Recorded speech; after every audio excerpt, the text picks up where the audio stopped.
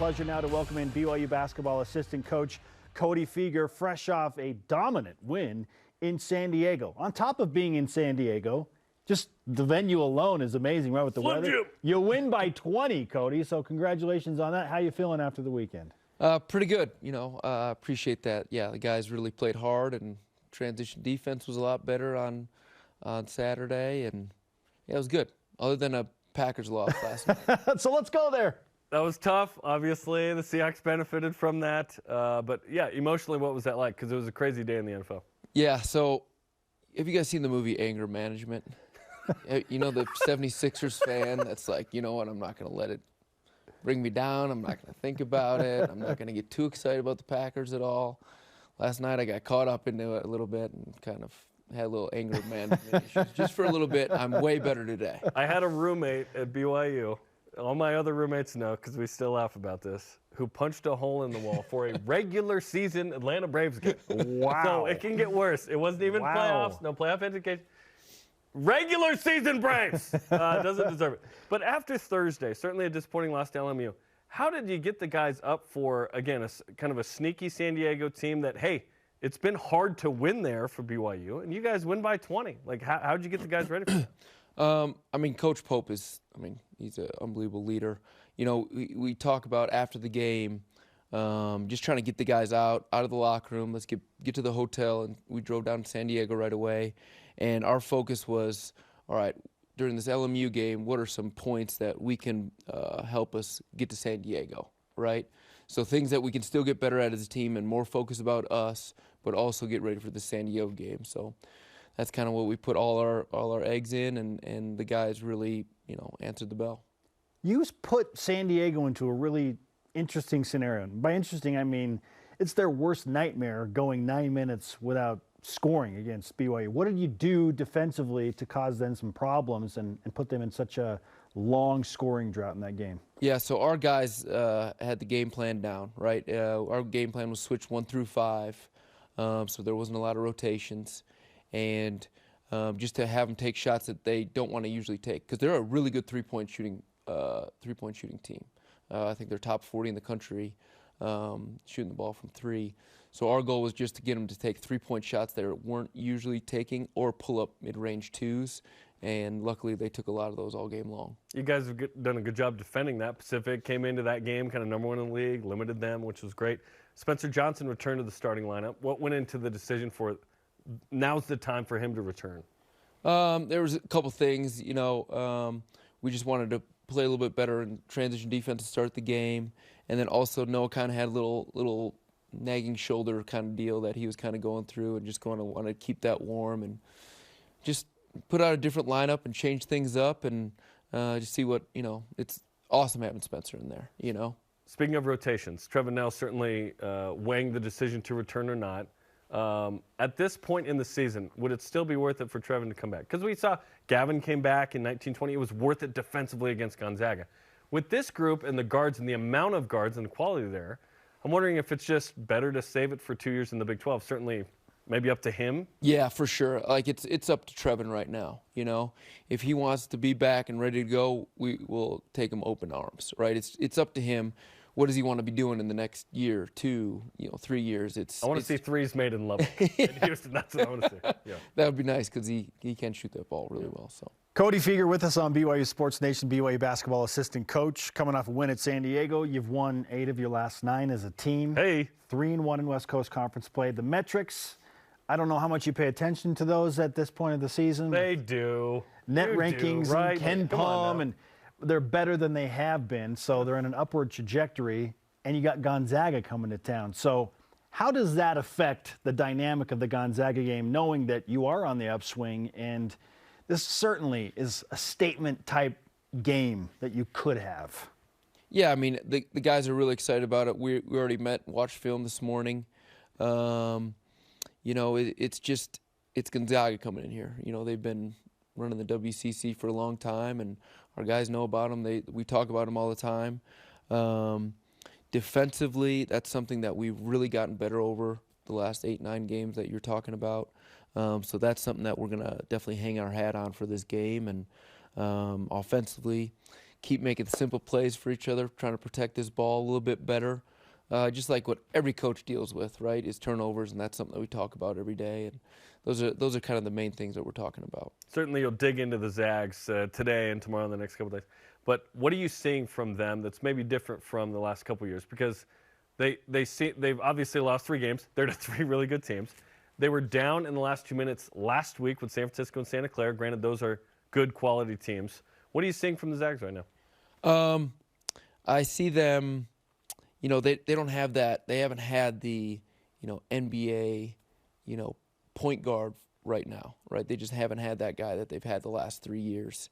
But they're still running hard in transition. They still got Drew Timme, who's been a top 3 player the last 3 years in all of college basketball. But things that Santa Clara and San Francisco did is that they played transition defense for about 38 minutes of that game, and their rebounding was off the charts on both sides of the ball. So that's something that we have to do at a really high level here to, that's something that we talk about every single day, all day long, is transition D and rebounding with Gonzaga. That's the most important thing. So you're saying 38 minutes until the last 2 minutes? The last Is that 2 what you're minutes, referring to? yeah, Okay. yeah. The last 2 minutes kind of got, San Francisco banged up, and also Santa Clara. Yeah, Same 2 interesting. things. And then regarding defensive transition, does that take away from one of the strengths of the BYU team, which is Foose on the offensive glass? Or can it be Foose, you go hard, but guards, you got to get back? Yeah, it does a little bit at times, right? It just kind of depends on if Foose, we usually want Foose going every single time. But this time is if he's got a beat on it, get it. If not, you got to sprint your butt back, right? Like all 5. Yeah, all 5, just like what we did with San Diego. We only got, I think, 3 offensive rebounds that game, and that's been a huge thing for us, is offensive rebounding. But you didn't need that to win. We didn't you needed need that to back. win. Yeah, Gotcha. that was our biggest thing, and make it a 5-on-5 game in the half court. So You bring up making simple plays and protecting the ball, limiting turnovers. How do you simulate something like that in practice to, Just give Cody the ball. encourage those things? That's how you do it. We're not talking elite three-point shooters right now. We're just talking about protecting the ball. So what do you do at this juncture of the season in practice to simulate that? we do a ton of 3-on-3, 5-on-5, transition offensive stuff, and 3-on-3 and 5-on-5 in the half court. Just a ton of just decision-making drills and just making the simple play, right? We'll just give them a couple different defensive, like exactly how Gonzaga is going to play, or exactly how Pepperdine's going to play, like in the next couple games, how they guard defensively, or different traps and things like that, and just making the simple play. Don't make the home run pass, just make the next easy pass, right? And that's just really important for us down the line here. Speaking of, Rudy Williams is most effective, it seems, when he gets to the free throw line, because he's a tremendous shooter from there. This last game was evident of that. How do you make sure he gets to the free throw line? Is that just a mentality? Is that an aggression level for him with the basketball in his hand? It's definitely an aggression level, and for Rudy, the last 8-9 games, his decision-making has just been 100 times better than starting the season. So Rudy will come in and watch the clips of every single time he has the ball in his hands, and just kind of this decision-making process and what he's seeing and what he's doing. And he's really taking it to heart, and he's working on it, and he actually loves coming in, and Coach Pope will spend some time with him, and he's just grown so much in that area, and that's just helped him get to the free throw line when he can take his chances to get there. I'm excited to see Rudy. We talked about it last week, about Rudy in the quad 1 games has been a kind of a different player. Thursday could be one of those nights. I'm really hoping so. Yeah, he's been great. He just comes in off the bench right now, and he just brings such a great spark and energy and life to our team. BYU basketball assistant coach Cody Fueger is on BYU Sports Nation. Let's talk more Drew Timme, because he is one of, if not the alpha guy for Gonzaga.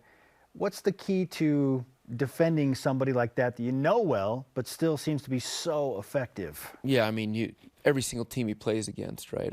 The best way to take Drew Timme out of the game is trying not to let him get the ball, right? And that's the hardest thing to do with these big guys who's 6'10", and they got really good passing teams, so he kind of finds angles to get it. A couple times he just brings the ball down in transition and dribbles right to the post. So we're going to try to give him a couple different looks, but just trying to keep the ball out of his hands as much as we can. During this 9-game run of 8 wins, when the team is playing great and you're winning. What is it that is happening that you're going, okay, that is the winning formula for us?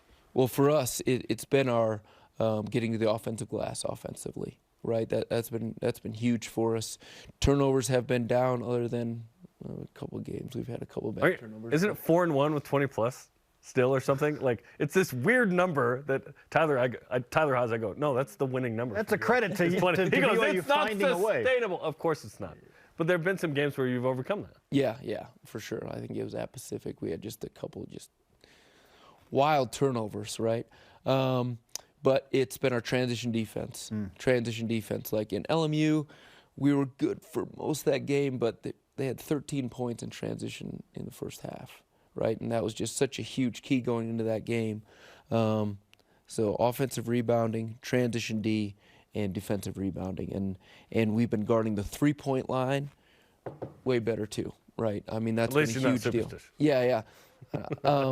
And, you know, we're close to being a top 25 defensive team right now. So keep climbing, yeah. Yeah, we're hanging our hat on the defensive end. Hey, it took a sec, but it's there, right? At the beginning of the year, we were like, okay, what's BYU going to – you invested in defense and almost top 25 is awesome. Yeah, do you care how the wins happen? Because this team is finding unique and different and sometimes, I don't know, ways to win games, right? So do you care how those happen? Not really. I don't care. I just want to win at the end of the day, and I just want everyone to feel like they're a part of it. And the only time I get a little frustrated is the turnovers right now. Like, that's the biggest thing. It's like, come on. But 4-1 with 20+, so I don't know, Cody. That's ugly. Thursday night, it's kind of an end of an era, right? Last home game with Gonzaga in the WCC. Certainly Kansas, Baylor, Houston, and so on and so forth. It's going to be awesome the next couple of years and forever. But what is this game, the Gonzaga game, especially in Provo, meant to BYU and BYU fans? And obviously in Spokane, there have been some great wins too. Yeah, I mean, it's just really important. I mean, they're usually the top team in the country, right? They've been that the last 4 years. This year, I think they're ranked number 10 or 9, or I forget what they're ranked right now. It's just an incredible team. Like Coach Fue's done, and I mean, come on, nobody's done a better job than him at a place like Gonzaga. So them coming in here, and it's just really important to all of us and our team and our players. It's something that we all talk about and care about, and something important for the fans. You know, a neighbor will drive by and he'll say, "Hey, good luck against Gonzaga. Go get Gonzaga." That's the most important thing. It's not doing it for anybody else. Nobody else. Doesn't even know we're playing Pepperdine. No. Yeah. Good luck against Pepperdine. What? Yeah. Awesome. Exactly. So clearly you've passed your anger management courses. Yes. You're in a good place now. But maybe it's singing with Jack Nicholson, I Feel Pretty. You know the scene I'm talking about, right? Oh, yeah. Fantastic scene. Okay. Do whatever you got to do to stay in that mindset. And as I ask you this, I know I ask with all love in my heart, have we seen the last of your beloved Aaron Rodgers in a Green Bay Packers uniform? I don't know. I watched a little bit last night as he's, keeping his jersey and putting his arm around Randall Cobb, like those two guys walking out together, and I don't know. I think so. I hope not, but I think it is. Yeah, we'll see. Yep. But there's love for Jamal, right? He's once a Packer, Jamal, always a Packer, right? Once a Packer, always a Packer. Yeah, he's a stud, man. Come on, I love watching him play. I wish we still had him. Yeah, he's the best. Cody, it's great to catch up with you, man. Congratulations on all the success. Winning when you have 20+ turnovers. Let's hope that's not the case this week. But it's not going to work Thursday. Find a way. Let's give you some karma for the game against Gonzaga. Good luck. Appreciate it, guys. Thank you. Okay, coming up Thursday, 8:30 Eastern Time. We've got an hour pregame show. This game is not on BYU TV, but we're doing a pre- and postgame show for BYU and Gonzaga. Let's go, baby. Spencer on the court, Blaine and Tyler with me in studio. 8:30 Eastern, Thursday night on BYU. Let's go. And up